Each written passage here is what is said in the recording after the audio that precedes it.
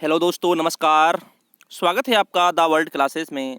दोस्तों, आज का हमारा टॉपिक है विश्व की प्रमुख सभ्यताएं। और ये विश्व की प्रमुख सभ्यताएं college college lecturer first grade में ये टॉपिक आपका दे रखा है। विश्व की प्रमुख सभ्यताएं हैं और इसमें से कम 2-1 प्रश्न पूछे जाते हैं। विश्व की प्रमुख सभ्यताओं में से कौन कौन सी सभ्यताओं में से कहाँ कहाँ से क्या क्या मिला है, ठीक है ना, ये चीज़ें इसमें पूछी जाती है। और दोस्तों, इसी हिसाब से जो विश्व की प्रमुख सभ्यताएं हैं वो हम आपको इस टॉपिक में पढ़ाएंगे। कौन कौन सी प्रमुख सभ्यताएं हैं उन सभी को आपको इसमें विस्तार से पढ़ाएंगे। चाहे यूनान हो, चाहे मिस्र हो, इन सारी सभ्यताओं को आपको पढ़ाया जाएगा। और दोस्तों, सबसे पहले हम ये जान लेते हैं, सभ्यताओं को पढ़ाने से पहले हमें ये भी जानना ज़रूरी है कि ये सभ्यताएं होती क्या है। एक सभ्यता होती है, एक संस्कृति होती है। दोस्तों, सबसे पहले आप समझिए, एक एक सभ्यता होती है, एक संस्कृति होती है। सभ्यता वो होती है जो भौतिक रूप से दिखाई देती है। जैसे मानव का शरीर है, जो भौतिक रूप से दिखाई दे रहा है वो सभ्यता है। लेकिन जो उसके अंदर का जो चीज़ हमें दिखाई नहीं देती, जैसे आत्मा है, वह संस्कृति है। सभ्यता हमें भौतिक रूप से दिखाई देती है, संस्कृति हमें भौतिक रूप से दिखाई नहीं देती। लेकिन सभ्यता के साथ साथ संस्कृति का भी जन्म होता है और संस्कृति भी उससे जुड़ी हुई होती है। तो दोस्तों, ये है सभ्यताएं जो भौतिक रूप से दिखाई देती है। अब हम बात करते हैं सभ्यता। सभ्यता शब्द का अर्थ उन संसाधनों और कला कौशल से है जिनके द्वारा मनुष्य अपने जीवन की समस्त आवश्यकताओं की पूर्ति करता है। अर्थात मानव अपनी समस्त आवश्यकताओं की जो पूर्ति करता है वह दोस्तों सभ्यताओं के माध्यम से ही है। अर्थ उन संसाधन और कला कौशल से है जिनके द्वारा मनुष्य अपने जीवन की समस्त आवश्यकताओं की पूर्ति करता है। समाज शब्द से बने सभ्यता शब्द का शाब्दिक अर्थ उन मानव व्यवहारों का ज्ञान अथवा अनुशासन के वे नियम जिनसे बनकर मनुष्य समाज में सामूहिक जीवन का आचरण करता है। सभ्यता उपयोगिता मूलक सामाजिक अनुशासन है। अर्थात सभ्यता उपयोगिता मूलक सामाजिक अनुशासन है और और जो मनुष्य को पशु से अलग करता है। अर्थात अगर बात की जाए मनुष्य और पशु की बात की जाए तो मनुष्य और पशु को जो अलग करता है वो सभ्यता करती है। क्योंकि हमारे सभ्यता ही है जो हमें एक अच्छे संस्कार देती है और सभ्यताओं से ही हमारी पहचान होती है। कहाँ की सभ्यता कितनी अच्छी थी, वहाँ के लोग कितने अच्छे थे।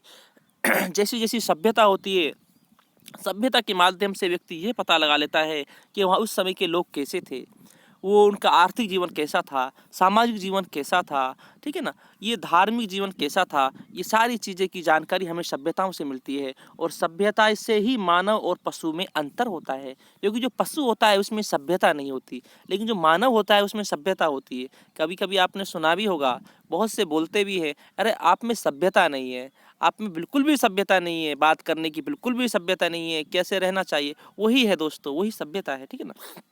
सभ्यता का संबंध मनुष्य के बाह्य स्वरूप अथवा भौतिक प्रगति से है। आपको मैंने पहले बता दिया है, जो सभ्यता होती है उसका संबंध मनुष्य के बाह्य जो बाहरी स्वरूप अथवा भौतिक प्रगति से है। बौद्धिक चिंतन द्वारा जब मनुष्य ज्ञान, नीति, आचरण एवं परंपराओं की मानसिक प्रवृत्ति का सृजन करता है, वह उसकी संस्कृति है। आप समझना दोस्तों, भौतिक चिंतन जब मनुष्य ज्ञान, नीति, आचरण एवं परंपराओं की मानसिक प्रवृत्ति का सृजन करता है, वह उसकी संस्कृति है। ज्ञान है, नीति है, आचरण है। आचरण करना भी एक संस्कृति है, ठीक है ना। सभ्यता और संस्कृति दोनों अंतः संबंधित है। आपको मैं पहले बता चुका हूँ, सभ्यता और संस्कृति दोनों एक दूसरे से जुड़े हुए हैं, ठीक है दोस्तों, अंतः संबंध है। और दोस्तों, अंतः संबंध है आगे समझना। सभ्यता और संस्कृति दोनों अंतः संबंधित हैं। सभ्यता शरीर है तो संस्कृति आत्मा है। देखो समझना, सभ्यता शरीर है तो संस्कृति आत्मा है। संस्कृति से रहित सभ्यता निष्प्रमाण है, तो सभ्यता से रहित संस्कृति अस्तित्वहीन है। अर्थात दोस्तों, ये दोनों एक दूसरे के साथ मिले हुए हैं। अगर एक दूसरे को अलग कर दिया जाए तो इनका ना सभ्यता का संस्कृति के बिना महत्व है, ना संस्कृति का सभ्यता के बिना महत्व है। ये दोनों एक दूसरे से जुड़े हुए हैं। हम ये भी कह सकते हैं ये एक सिक्के के दो पहलू हैं, ठीक है। प्रारंभिक सभ्यताओं का उदय 5000 ईसा पूर्व यानी आज आज से 7000 वर्ष पहले विश्व के कुछ भागों में होने लगा। अर्थात हम सभ्यताओं की बात करें, सभ्यताओं का जो उदय होने लगा वे 5000 ईसा पूर्व के समय से पहले होने लगा, तो आज से 7000 साल पहले होने लगा। विशेष बात यह है कि प्रमुख सभ्यताओं का उदय नदी घाटियों में हुआ। आप समझना दोस्तों, प्रमुख सभ्यताओं का उदय नदी घाटियों में हुआ क्योंकि इन क्षेत्रों में स्थितियां सभ्यताओं के विकास के अनुकूल थी। इन सभ्यताओं की कुछ समान विशेषताएं थी, यद्यपि इनमें से, अब समझना दोस्तों, ये नदियों पर ही सभ्यताओं का उदय क्यों हुआ, ये नदियों पर सभ्यताओं का उदय क्यों हुआ। चाहे कोई सी सभ्यता हम पढ़ लें, चाहे हड़प्पा सभ्यता पढ़ें, चाहे मिस्र की सभ्यता पढ़ें, चाहे यूनान की सभ्यता पढ़ें, हम कोई सी सभ्यता, चाहे रोम की सभ्यता, कोई सी सभ्यता पढ़ें, इनका उदय, चाहे हम मेसोपोटामिया की सभ्यता पढ़े, इनका, चाहे चीन की सभ्यता पढ़े, इनका उदय नदियों पर क्यों हुआ। समझना दोस्तों, जो मानव था उस समय, जो मानव था, तो दोस्तों मानव नदियों के आसपास रहता था क्योंकि उसे वहाँ से जल भी मिल जाता था, खेती करने के लिए पानी भी मिल जाता था, इसलिए उसे वहाँ पर ज़्यादा परेशानियों का सामना नहीं करना पड़ता था, इसलिए वो नदियों के पास निवास करता था। ठीक है ना, इसीलिए वहीं पर सभ्यताओं का विकास हुआ। दूसरी बात दोस्तों, आज भी जिस जमीन के अंदर मीठा पानी है या ज़्यादा मात्रा में पानी है आज भी जमीन के अंदर, वहाँ पर आज भी दोस्तों गाँव पास पास होते हैं। और जो रेगिस्तान क्षेत्र है, जहाँ की ज़मीन के अंदर खारा पानी है या पानी नहीं है, वे दोस्तों आज भी वहाँ पर गांव बहुत दूर दूर है। वही बात है दोस्तों, जहाँ पर सुविधाएं होंगी वहाँ पर लोग निवास करेंगे, तो वही है, जहाँ पर भौतिक सुविधाएं होंगी वहाँ पर लोग निवास करेंगे। इसीलिए दोस्तों हर सभ्यता का उदय नदियों के आसपास हुआ है। ठीक है दोस्तों,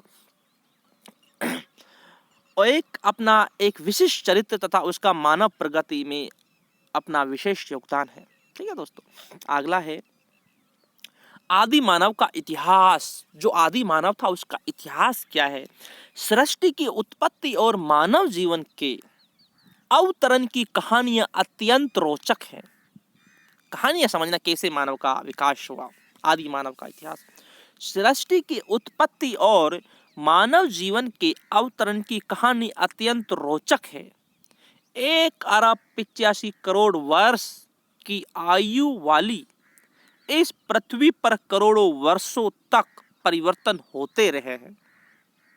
जलचर, रेंगकर चलने वाले, उड़ने वाले, अंत में स्तनधारी जीवों का सनेह सनेह उदय हुआ।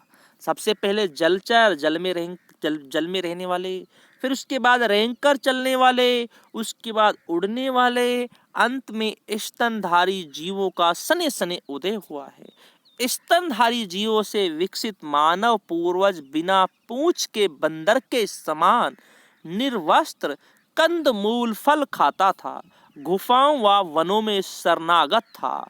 इस आदि मानव का विकास काल 5 लाख ईसा पूर्व से 5000 ईसा पूर्व तक माना जाता है। समझना दोस्तों, सबसे पहले जलचर, जल में रहने वाले जीवों का विकास हुआ, फिर रेंग कर चलने वालों का, फिर उड़ने वालों का, अंत में स्तनधारियों का, जिसमें मानव जाति आती है, मानव प्रजाति। ठीक है ना, और मानव पूर्वज बिना पूंछ के बंदर के समान, बिना पूंछ के बंदर के समान निर्वस्त्र, नंगा, बिना पूंछ के कैसा था, बंदर के समान, और कंद मूल फल खाता था। कंद मूल फल खाकर अपना गुजारा करता था आदि मानव, और दिन में कंद मूल फल खाता था। रात होने पर, शाम होने पर, दिन ढलने पर वो पेड़ के ऊपर चढ़ जाता था, फिर सुबह उतरता था।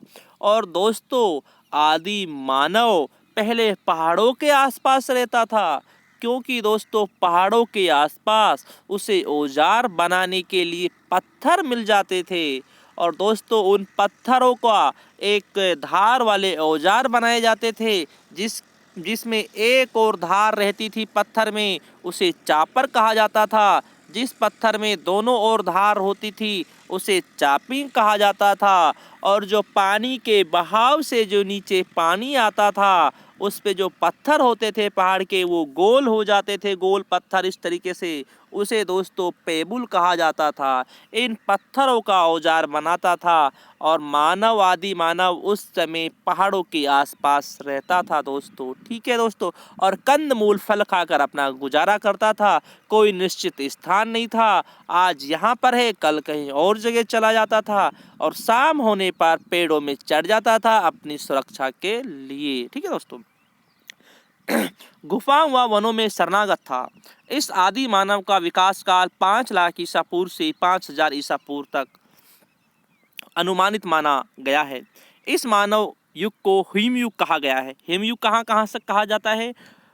हिमयुग 5 लाख ईसा पूर्व से 5000 ईसा पूर्व तक के 5 लाख ईसा पूर्व से 5000 ईसा पूर्व तक के काल को हिमयुग कहा जाता है, अर्थात बर्फ का युग कहा जाता है। उस समय धरती पर बर्फ ही बर्फ थी। ठीक है दोस्तों, आगे है प्राग इतिहास काल कहा जाता है। प्राग इतिहास काल उसे कहा जाता है जिस समय की हमें देखो इतिहास को 3 भागों में बांटा गया है। नंबर 1 प्राग इतिहास है, नंबर 2 आग इतिहास है, नंबर 3 है इतिहास। समझना दोस्तों, प्राग इतिहास उस समय को कहा जाता है जिस समय की हमें कोई लिपि प्राप्त नहीं होती, केवल पत्थर के औजारों से पता लगाया जाता है। इसमें दोस्तों हमारी सभ्यताएं आ जाती हैं, चाहे हड़प्पा सभ्यता हो चाहे यूनान की सभ्यता हो। ठीक है ना, और इसी समय दोस्तों आ जाता है वैदिक संस्कृति भी आ जाती है, जिसकी हमें कोई लिपि प्राप्त नहीं होती, केवल पत्थर के औजारों से उस समय का पता लगाया जाता है, सामाजिक जीवन का पता लगाया जाता है। नंबर 2 आता है दोस्तों आग इतिहास। आग इतिहास में क्या होता है? इस समय की हमें लिपि तो प्राप्त हुई है लेकिन आज तक उस लिपि को पढ़ा नहीं गया है।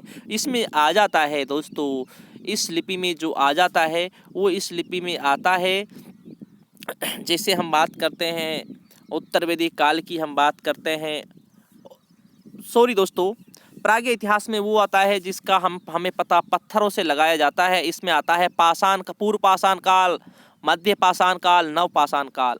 और आग इतिहास में आता है जिसकी हमें लिपि तो प्राप्त हुई है लेकिन उस लिपि को पढ़ा नहीं गया है, जैसे हड़प्पा सभ्यता और वैदिक संस्कृति। ठीक है ना, और इतिहास में आता है दोस्तों जिसकी हमें लिपि भी प्राप्त हुई है और उस लिपि को पढ़ा भी जा चुका है, जैसे 500 ईसा पूर्व, 500 से 600 ईसा पूर्व के समय हमारा इतिहास प्रारंभ होता है जैन और बौद्ध धर्म के समय से। ठीक है दोस्तों, आगे है हाथ वाणी। प्रागैतिहासिक काल कहा जाता है। हाथ, वाणी और विचार, इन 3 शक्तियों की महती भूमिका आदि मानव से मानव बनने में रही। किस किस की? हाथ से औजार बनाना, वाणी एक दूसरे को कुछ समझाना बताना, और विचार का मतलब होता है मनन करना, एक समझदारी, एक अच्छे विचार, एक समझदारी। ठीक है ना, ये 3 जो चीजें थी, ये 3 शक्तियां महती भूमिका आदि मानव से मानव बनाने में रही। अर्थात आदि मानव से जो मानव बनाने में कितनी भूमिकाएं थी? 3। नंबर 1 हाथ, क्योंकि औजार बनाए जाते हैं हाथ से।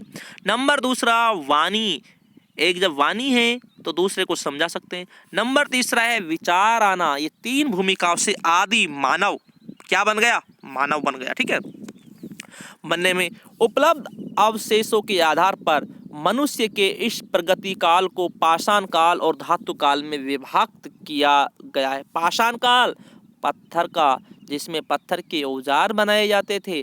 धातु काल जिसमें लोहे के, कांसे के, तांबे के औजार बनाए जाते थे, उसे कहते हैं धातु काल। ठीक है ना, कितने भागों में विभाजित किया गया? पाषाण काल पत्थर के और धातु काल 2 भागों में, ठीक है ना, विभक्त किया गया है।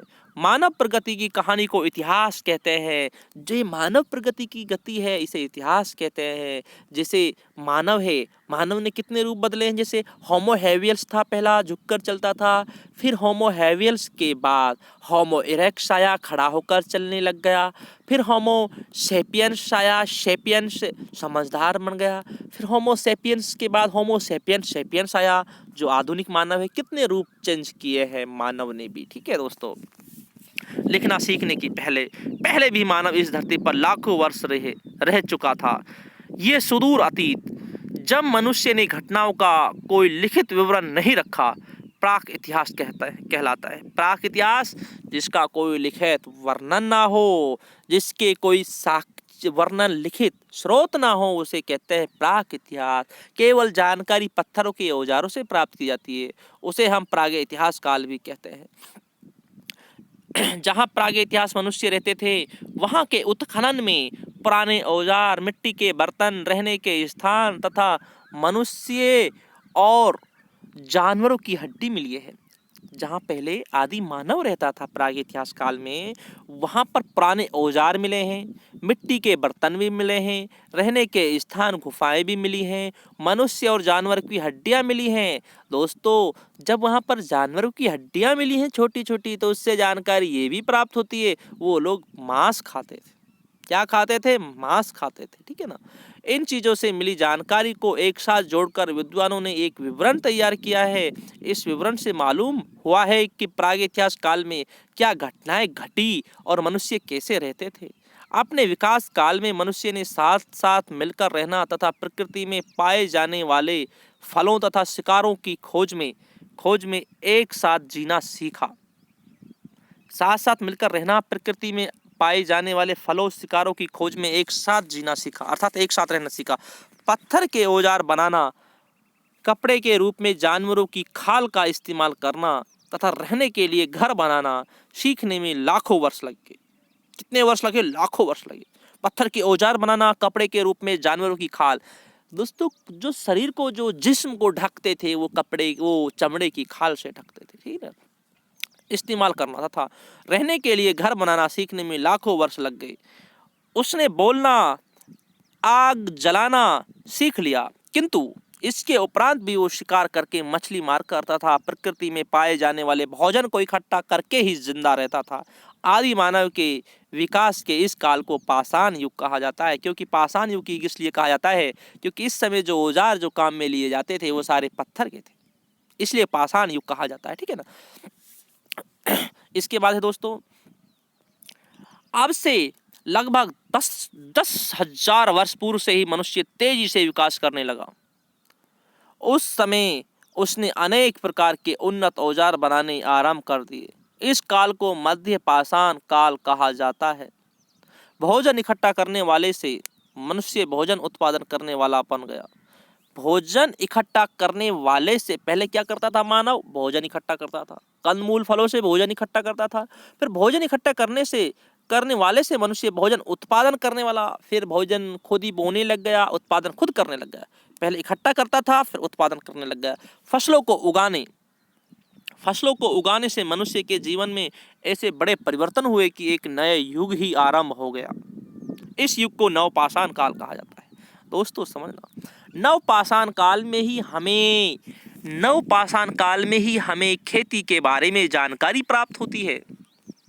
किसके बारे में? खेती के बारे में जानकारी जो हमें प्राप्त होती है वह हमें नवपाषाण काल से प्राप्त होती है दोस्तों। और नवपाषाण काल में ही जो खेती है उसके बारे में खेती बोई जाती थी, चावल के साक्ष्य प्राप्त हुए हैं नवपाषाण काल से। अगर हम भारत की बात करें, भारत में मेहरानगढ़ बलूचिस्तान पाकिस्तान में स्थित है, वहाँ से खेती के सबसे प्राचीनतम साक्ष्य प्राप्त हुए हैं। खेती करना कब प्रारंभ किया? नवपाषाण काल में किया, 4-5 हजार ईसा पूर्व के लगभग, ठीक है ना। और मध्य पाषाण काल में मानव एक जगह इकट्ठा रहने लगा और वहां पर पशुपालन प्रारंभ किया मध्य पाषाण काल में, और खेती प्रारंभ की नवपाषाण काल में। आगे समझना दोस्तों, मानव के विकास से लेकर कुछ वर्षों बाद ही होमो सेपियंस या ज्ञानी मानव इस धरती पर प्रकट हो सके। सबसे लास्ट में होमो सेपियंस ज्ञानी मानव और होमो सेपियंस सेपियंस आधुनिक मानव। हम जो प्रजाति है हम होमो सेपियंस की प्रजाति में से हैं। अगर उस जगह अगर पूछ लिया जाए वर्तमान मानव किसकी प्रजाति में से है, उसमें होमो हेवियल्स ऑप्शन हो, होमो इरेक्ट्स ऑप्शन हो, और उसमें होमो सेपियंस ऑप्शन हो, और उसमें होमो सेपियंस सेपियंस हो, तो होमो सेपियंस सेपियंस डबल सेपियंस हो तो राइट आंसर वो होगा। लेकिन अगर उसमें होमो सेपियंस सेपियंस ना हो, केवल यही हो होमो सेपियंस, तो आप ये मान लेना कि जो वर्तमान जो आधुनिक मानव है वो होमो सेपियंस में है। ये भी आपका राइट आंसर हो जाएगा, ठीक है ना। इस धरती पर प्रकट हो सके। मानव विकास के दौरान मानव वानरों की भांति दिखाई देता था, लेकिन धीरे धीरे उसने सीधा चलना सीखा, उसके दिमाग का आकार बढ़ा और वह ज्ञानी मानव बन सका जो कि सोच समझ सकता था। पहले दोस्तों क्या था? झुककर चलता था, बंदर की तरह था, ठीक है ना। और पहले खोपड़ी भी छोटी थी। अगर हम बात करें होमो हेवियल्स की बात करें तो उसकी खोपड़ी 500 से 700 सीसी की थी, क्यूबिक सेंटीमीटर की थी। उसके बाद होमो इरेक्टस की खोपड़ी थोड़ी बड़ी होने लगी, 1100 सीसी की होने लगी। उसके बाद होमो सेपियंस की 1400 सीसी की होने लगी। तो इस तरीके से खोपड़ी भी जैसे जैसे बड़ी होने लगी, पहले छोटी खोपड़ी थी, फिर धीरे धीरे बड़ी खोपड़ी होने लगी। जब बड़ी खोपड़ी बनने लगी तो दोस्तों हुआ ये, मानव सोचने समझने ज़्यादा लगा, ठीक है ना, यही बात थी। होमो सेपियंस ज्ञानी मानव इस धरती पर प्रकट हो सके। मानव विकास के दौरान मानव वानरों की भांति दिखाई देता था, लेकिन धीरे धीरे उसने सीधा चलना सीखा, उसके दिमाग का आकार बढ़ा और वो ज्ञानी मानव बन सका जो कि सोच समझ सकता था।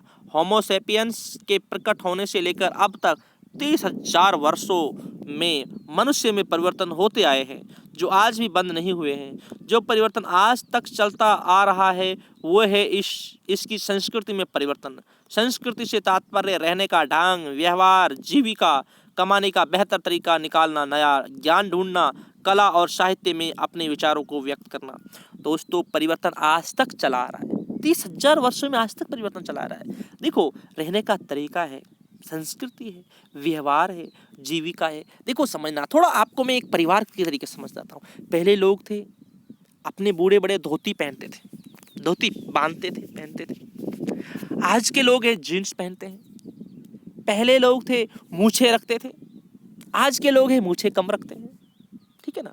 पहले लोग थे, हमारे माता पिता, उससे भी पहले के दादा दादी को देखे तो सुनते हैं अपने माता पिता की बहुत बड़ी इज्जत करते थे, लेकिन आज इज्जत, आज का आपको समाज का पता है कितनी इज्जत करते हैं। तो कहने का मतलब है परिवर्तन चला रहा है, परिवर्तन हो रहा है, धीरे धीरे परिवर्तन हो रहा है, वही तो बात है। आज तक परिवर्तन चल रहा है समाज में, ठीक है ना।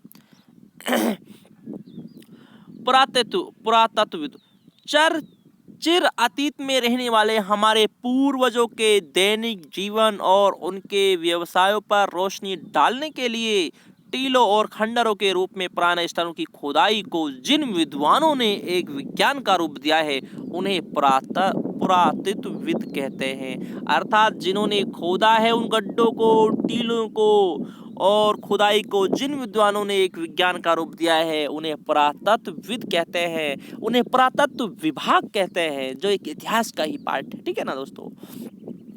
पुरातत्व का ज्ञान पुरातत्वविदों की देन है। जो पुरातत्व विभाग, जो पुरातत्व जो खोज में, जैसे सभ्यताएं हैं, जैसे हड़प्पा सभ्यताएं हैं, इन्हें खोजने वाले पुरातत्व विभाग ने इन्हें खोजा है। जैसे उस समय पुरातत्व विभाग का अध्यक्ष जॉन मार्शल था, उन्हें पुरातत्वविद, उन्हीं के द्वारा हमें ये ज्ञान पहुंचाया जाता है, ठीक है ना, की देन है।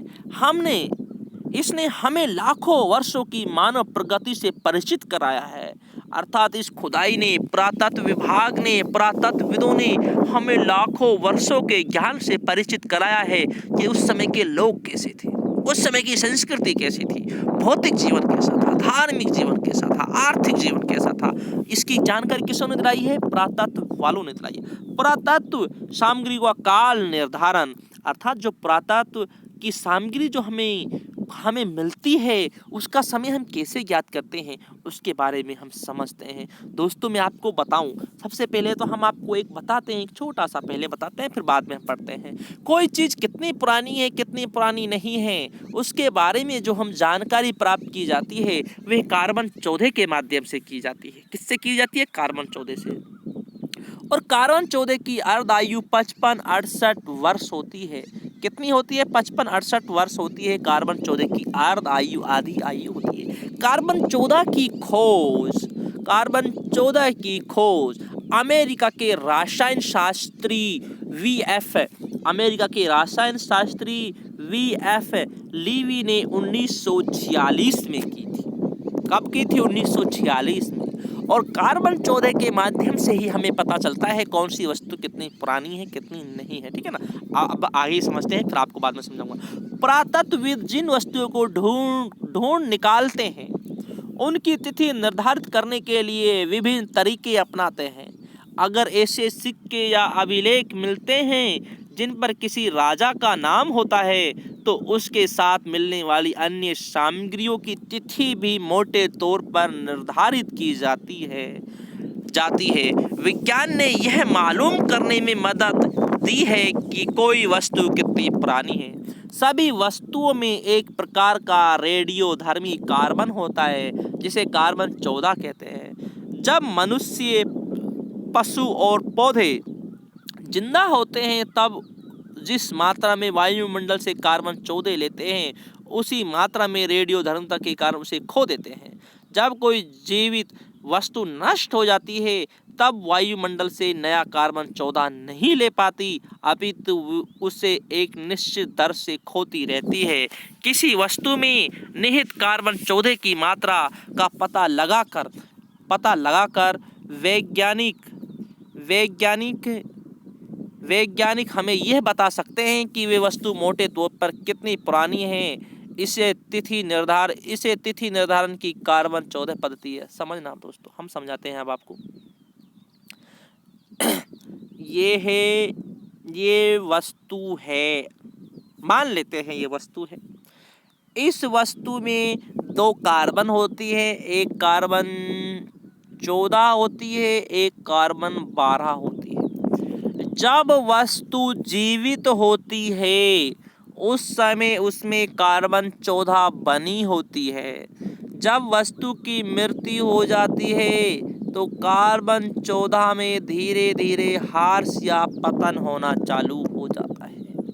और कार्बन जो 12 है इसमें जीवित और मृत्यु के बाद भी कोई परिवर्तन नहीं होता। जिस वस्तु में कोई परिवर्तन नहीं होता तो उस वस्तु से हम समय ज्ञात नहीं कर पाते। तो दोस्तों इसलिए जो समय ज्ञात किया जाता है वह कार्बन 14 से किया जाता है दोस्तों, समय ज्ञात। और कार्बन 14 की खोज 1946 में अमेरिका के रसायन शास्त्री V.F. लीवी ने की थी। और कार्बन 14 की जो अर्ध आयु होती है वह 55-68 वर्ष होती है। अगर हम पूरी आयु की बात करें तो 11,136 होती है कार्बन 14 की आयु। इस आयु के आधार पर ही हम समय का पता लगाते हैं कितनी पुरानी सभ्यता है कितनी नहीं है। और दोस्तों जैसे हम बात करें हड़प्पा सभ्यता का पता भी कार्बन 14 से ही लगाया जाता है। वह सभ्यता 2350 से 1750 ईसा पूर्व थी। जैसे दोस्तों अगर आप गांव से हैं तो जैसे आप खेत में जा रहे हैं, कोई आपको मिट्टी का या मटके का कोई टुकड़ा मिल गया, जब आप उसमें हाथ लगाएंगे तो वो दोस्तों झरने लगेगा। तो अगर ताज़ा होगा तो वो थोड़ा गिरने नहीं लगेगा, हाथ से झरने नहीं लगेगा। अगर पुराना होगा तो वो झरने लगेगा, क्योंकि वो कार्बन 14 के अनुसार अब हम उससे पता लगा सकते हैं कि ये कितना पुराना है। तो दोस्तों इस तरीके से हम समय का पता लगाते हैं। तो दोस्तों आज आपको हमने समझाया था, सभ्यताओं के बारे में समझाया था, सभ्यता किसे कहते हैं। इसके बाद जो हमारा अगला टॉपिक होगा वह होगा हमारा पाषाण युग के मानव के औजार, और पाषाण युग का हमारा अगला टॉपिक होगा दोस्तों। ये दोस्तों जो आपको मैं समझा रहा हूँ ये कॉलेज लेक्चरर फर्स्ट ईयर के आधार पर बहुत ही मोस्ट इम्पॉर्टेंट टॉपिक है और ज़्यादा टफ भी नहीं है अगर आप इनके समझने की लिए कोशिश करें। और ये जो दोस्तों जो जिस बुक को मैंने इसमें काम में लिया है दोस्तों, ये राजस्थान बोर्ड की 11th की बुक है दोस्तों।